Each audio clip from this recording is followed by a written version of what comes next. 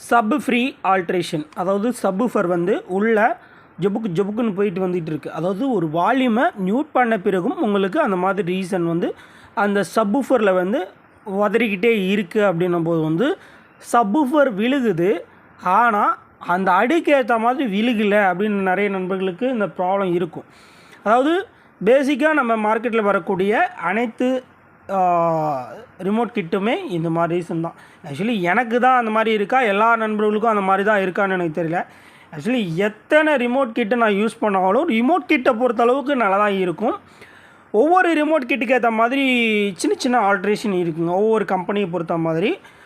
அதாவது பிடி செக்ஷனில் இந்த மாதிரி சின்ன சின்ன விஷயங்களாக ஆல்ட்ரேஷன் இருக்குங்க, ஆல்ட்ரேஷன் இல்லாமல் கிடையாது. அதாவது எதுக்குன்னு கேட்டிங்கன்னா, ஒவ்வொரு பவர் ஆம்புக்கு ஏற்ற மாதிரி நம்ம ஆல்ட்ரேஷன் பண்ணி தான் போடணும். ஏன்னா இந்த ரிமோட், அதாவது இந்த கம்பெனிக்கு ஜிம்டெக்கு இந்த கம்பெனி வந்து பார்த்திங்கன்னா ஒரு பவர் ஆம்ப் வச்சு அவங்க ஒரு ஆடியோ டெஸ்ட் பதிவு வந்து இந்த கிட்டை வந்து மேக் பண்ணியிருப்பாங்க. ஆக்சுவலி எல்லா பவர் ஆம்புக்கும் காமனாக அவங்க வந்து டெஸ்ட் பண்ணியிருக்க மாட்டாங்க. அப்படின்னும் போதும் நம்ம ஒரு பவர் ஆம்புக்கு செக் பண்ணும்போது ஆடியோ அவுட்புட் வந்து வேறு மாதிரி இருக்கும். சப்வூஃபரில் வந்து பார்த்திங்கன்னா நம்ம யூஸ் பண்ணக்கூடிய பவர் ஆம்ப் டிரான்சிஸ்டர் வகையிலோ ஐசி வகையிலோ இருக்கும்போது வந்து மோஸ்ட்லி ஐசி வகையில் இருக்கும்போது இந்த சப்வூஃபரி மேட்ச் ஆகிருக்கும். இப்போ அந்த கிளாஸ் டி ஆம்ப்ளிஃபையரு இந்த மாதிரி போகும்போது நம்மளுக்கு மேட்ச் ஆகிருக்கும். டிரான்சிஸ்டர் வகையில் பார்த்துட்டிங்க 5200 STK 4392 4141 இந்த மாதிரி வந்து பார்த்திங்கன்னா மேட்ச் ஆகிறது ரொம்ப கஷ்டமான ஒரு விஷயம். அது எப்படி நம்ம மேட்ச் பண்ணுறதுன்றது தான் இந்த வீடியோவை ஸ்கிப் பண்ணாமல் பாருங்கள். அதாவது சிம்பிளாக இந்த கிட்டை பற்றி நான் சொல்லிட்டு போயிடுறேன், சப் ஃப்ரீயை பற்றி மட்டும். மேல்பட்டு வரக்கூடிய வீடியோஸில் ஒவ்வொன்றா நான் சின்ன சின்ன விஷயங்களை வந்து எக்ஸ்பிளைன் பண்ணுவேன். ஆக்சுவலி இந்த ரிமோட் கிட்டில் மட்டும்தான் அந்த பிரச்சனையாக இருக்குது. ஆக்சுவலி மார்க்கெட்டில் வரக்கூடிய எல்லா ரிமோட் கிட்லேயும் இப்படி தான் ஆல்ட்ரேஷன் பண்ணி தான் ஆகணும், பண்ணால் தான் நம்ம மெக்கானிக் நம்மளே. இப்போ நம்ம பேசிக்காக அந்த மாதிரி ஒரு சப் ஃப்ரீ போடுவோம். எனக்கு ஒரு கஸ்டமர் சொன்னார், இந்த மாதிரி வந்து சப் ஃப்ரீ எடுத்து அவுட்புட் கொடுத்துருக்கேன், அதில் வந்து எனக்கு வந்து குப்புன்னு சவுண்டு வருது அப்படின்னு சொல்லியிருந்தார். இதுவுமே எனக்கு ரீஒர்க்கு வந்த ஒரு ஆம்ப்ளிஃபையர் தான், டேரெக்டாக எடுத்து அவங்க யூஸ் பண்ணுறக்கூடிய பவர் ஆம்ப். இந்த சப்வூஃபர் தெளிவாக இல்லை. கண்டிப்பாக இதை எடுத்து நீங்கள் ஒரு டிரான்சிஸ்டர் ஆம்ப்ளிஃபையரில் இந்த சப் ஃப்ரீ எடுத்து நீங்கள் கொடுக்கும்போது அந்த ஆடியோ தெளிவாக இருக்காது. இப்போ பொதுவாகவே நீங்கள் வந்து ஆடியோ அவுட்புட்டு இங்கே இருக்குது. இந்த 5 சேனலுமே இந்த ஐசியிலேருந்து வெளியே வருது. அதாவது சரவுண்டு சென்ட்ரு, ஃப்ரண்ட்டில் ரைட்டு, ஃப்ரண்ட் லெஃப்ட்டு. இது வந்து பார்த்திங்கன்னா டேரெக்டாக அந்த ஐசிலேருந்து ஒரு கெப்பாசிட்டர் போட்டு வெளியே கொடுத்துருக்காங்க. இந்த சப்வூஃபர் இங்கே இருக்குது பாருங்கள், சென்டரில் இந்த இடத்துல ஒரு ஜம்பர் யூஸ் பண்ணியிருக்காங்க பாருங்கள், சரிங்களா. இதுக்கு அடுத்து 2 100K பேரலாக போட்டு அதுக்கப்புறம் ஒரு 4.7 யூஎஃப், அது யூன்னு மென்ஷன் பண்ணியிருக்காங்க ஷார்ட்டாக, இதுக்குள்ளே கொடுத்து இங்கே இந்த ஃப்ரீ செக்ஷனில் கொடுத்துருக்காங்க.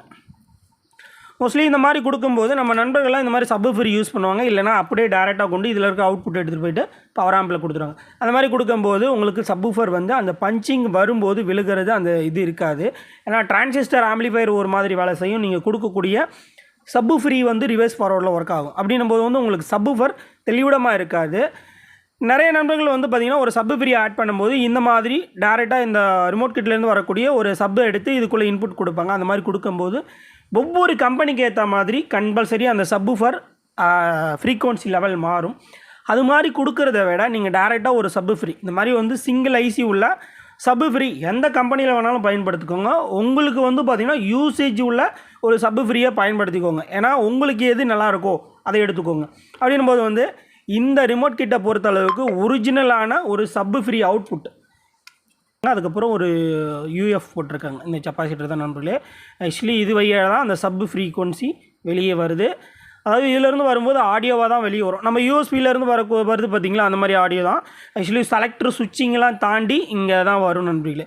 நம்ம 5.1 வைக்கும்போதும் இதில் தான் வரும், நீங்கள் ஆக்ஸில் வைக்கும்போதும் இங்கே தான் வரும் ஆடியோ. சப்புக்கு வந்து தனியாக வந்து சென்டர் மோனோ மாதிரி வரும் உங்களுக்கு, ஓகேங்களா. இதில் வந்து உங்களுக்கு கண்ட்ரோல், அதாவது ரிமோட் கிட்டில் கண்ட்ரோல் ஆகிட்டு வரக்கூடிய லைன் இது நண்பர்களே. இப்போ நீங்கள் இதிலேருந்து இங்கே ஒரு சப் ஃப்ரீ போட்டிருக்காங்க சிங்கிள் பவர் சப்ளையில். எனக்கு நல்லா இல்லை. ஆக்சுவலி மார்க்கெட்டில் வரக்கூடிய எல்லா ரிமோட் கிட்டுக்கும் நான் சப்பு வந்து மோஸ்ட்லி யூஸ் பண்ணவே மாட்டேன், கட் ஆஃப் பண்ணி விட்ருவேன். உங்களுக்கு யாரெல்லாம் வந்து பார்த்திங்கன்னா இந்த மாதிரி பிரச்சனை இருக்குன்னு சொல்லி அவங்க வீடியோஸ்க்குள்ளே கமெண்ட் பண்ணுங்கள்.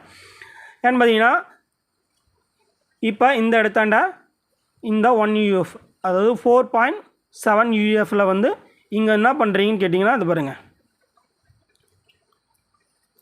இந்த 100K ரெசிஸ்டன்ஸு இங்கே பேரலாக 2 கொடுத்துருக்காங்க. அந்த ட்ராக்கை ஃபாலோ பண்ணிங்களா தெரிஞ்சு இங்கே கெப்பாசிட்டர். நான் என்ன பண்ணிட்டேன்னு பார்த்தீங்கன்னா இந்த ஐசிக்கு போகக்கூடிய ட்ராக்கை கட் பண்ணி விட்டேன். இங்கே பாருங்கள், கட் பண்ணிவிட்டு இப்போ நான் இந்த இடத்த அவுட்புட் எடுத்துக்க போகிறேன். இந்த இடத்த அவுட்புட் எடுத்து இந்த சப்பு ஃப்ரீயில் வந்து பார்த்திங்கன்னா இங்கே ஏதோ ஒரு லைனில் லெஃப்ட்லேயோ ரைட்லேயோ 2 கொடுக்கணுன்னு அவசியம் இல்லை. இந்த இடத்துல லெஃப்ட்லேயோ ஒன்று ரைட்லேயோ ஒன்று கொடுத்துக்கோங்க. ஆனால் இது 2 கொடுத்தாலும் அதை தாண்டி மறுபடியும் போய் சிங்கிள் அவுட்புட்டை தான் உங்களுக்கு இங்கே வந்து உள்ள சப்பு ஃப்ரீக்குள்ளே இன்புட் ஆகும். அதனால் நீங்கள் எதுலேயோ 1 கொடுத்துக்கோங்க நண்பர்களே. இவ்வளோதான் நண்பர்களே. கிரவுண்டு வந்து காமனாக எங்கேயோ ஒரு இடத்த வந்து பார்த்திங்கன்னா இது இங்கேருந்து அவுட்புட் இருக்கீங்களா, இந்த ஜி கிரவுண்டை எடுத்துகிட்டு போய்ட்டு இதில் ஒன்று காமனாக கொடுத்துக்கோங்க. இந்த கேபிள் கூட நீங்கள் இப்படி இருந்து பற்ற வச்சு இங்கேருந்து ஒரு ஸ்லீவ் போட்டு 2ஐயும் ஒன்றா எடுத்துருப்போங்க. அப்போ தான் அம்மிங் நாய்ஸ் வராது. இது மாதிரி யூஸ் பண்ணி பாருங்கள், உங்களுக்கு அந்த மாதிரி சப்பு பிரச்சனைகள் வந்து இருக்காது. ஏன்னா நிறைய நண்பர்கள் வந்து இந்த மாதிரி வந்து ப்ராப்ளத்தினால நிறைய பேர் தவிப்பீங்க. என்ன பிரச்சனை, இதுக்கு சொல்யூஷன் அட்டன் பண்ண தெரியாதுன்னே சொல்லிட்டு தவிப்பீங்க. அவங்களுக்காக சின்ன ஒரு வீடியோ தான் இது. ஏன்னா ரொம்ப நேரம் பேசிட்டேன். ஏன்னா அது சொல்கிறதே வந்து தெளிவாக சொல்லணும். நம்ம கஸ்டமர்களுக்கெலாம் கருங்கலை தூக்கி மண்டை மேலே போட்ட மாதிரி சப்பு இருக்கணும். ஏன்னா துருன்னு இழுத்துதுன்னா அது நல்லாவே இருக்காது. மோஸ்ட்லி இது வந்து ஒரு சில பவர் ஆம்புக்கு சிங்கிள் பவர் சப்ளை சப்பு ஃப்ரீ மேட்ச் ஆகும். நம்ம யூஸ் பண்ணக்கூடிய டூயல் பவர் சப்ளை டிரான்சிஸ்டர் ஆம்பிளிஃபையருக்கு கம்பல்சரி மேட்ச் ஆகாது நண்பர்களே. ஏன்னா நான் வந்து பார்த்திங்கன்னா என்னுடைய 12 வயசுலேருந்தே நான் ரிமோட் கிட் யூஸ் பண்ணியிருக்கேன். ஆனாலும் இது மாதிரி தான் நான் அப்பிலேருந்தே கூட எடுத்து போட்டிருக்கேன். இந்த ஐசியிலேருந்து வரக்கூடிய ஒரிஜினல் அவுட்புட்டை எடுத்து நம்ம ஒரு டூயல் பவர் சப்ளை சப்பு ஃப்ரீ யூஸ் பண்ணும்போது அதனுடைய அவுட்புட் நல்லாவே இருக்குது.